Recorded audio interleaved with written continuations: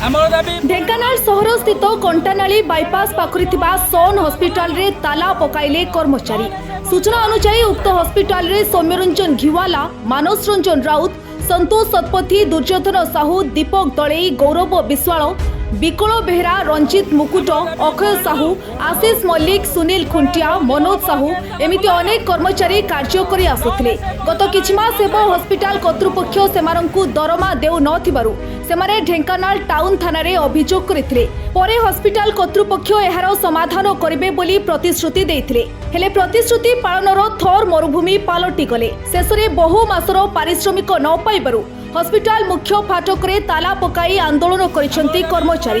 कर्तृपक्षंकु बारंबार जणाइबा सत्ते से आम मानंकु दुर्व्यवहार करुछंती। आमे गरीब खटिखिया आमकु आम पारिश्रमिक न मिलिला पर्यंत एही अनशन जारी रहिबो बोली कहिसेंती कर्मचारी सौम्यरंजन घिवाला और मानस राउत।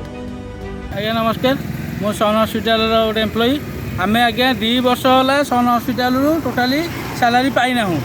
सी आम जो बेपार नहला आमर गोटे मसे 2 मासे 3 मासे 4 मास एमती विगत 6 मास ही सैलरी बंद हो गला।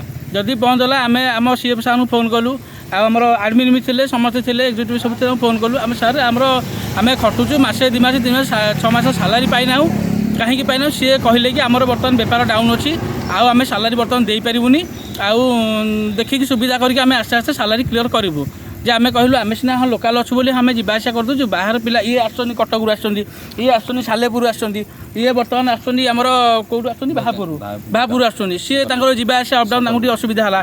आम घर पाख 4-5 जन पिला आस एमती विभिन्न 20-25 जन पिला आम सब एम्प्लॉई ये थिलु।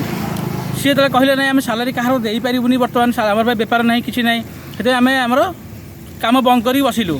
मझे भी गोटे आंदोलन करूँ गोटे लिखित आगे देलु आगे आम आम जो सैलरी क्लीयर करेंगे आम ये कम करूँ, जदि सैलरी क्लीयर न करेंगे तो आम कंपानी छाड़देबू। से कहले कि आम बेपार नहीं आम तुमको दौचु ये तुम्हें सब एम्प्लॉई बाहरी जाओ किसी असुविधा नहीं आम जो हम आम सुविधा करके पैसा देवु। हाँ ठीक अच्छे तापर आम कथा रखी रिजाइन दे जेजा आम सब स्टाफ बाहरी आसिलु। तापर से कहले कि आम 5-6 मास भितर आम तुम सैलरी क्लीयर करदेबू।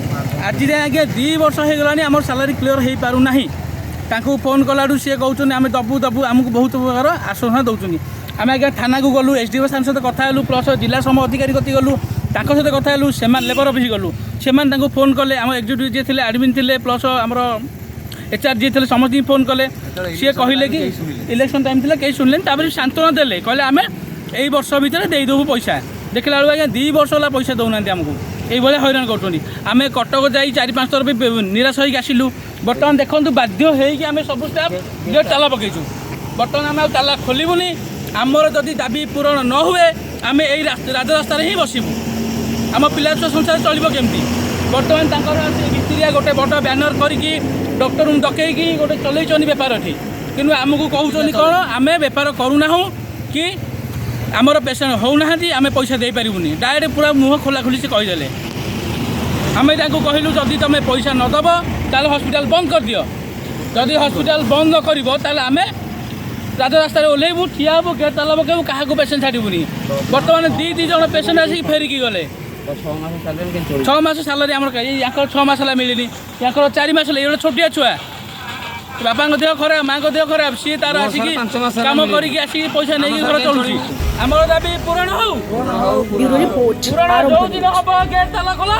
अधिक खबर पाई आम फेसबुक पेज को लाइक फॉलो एवं यूट्यूब चैनल को सब्सक्राइब करंतु।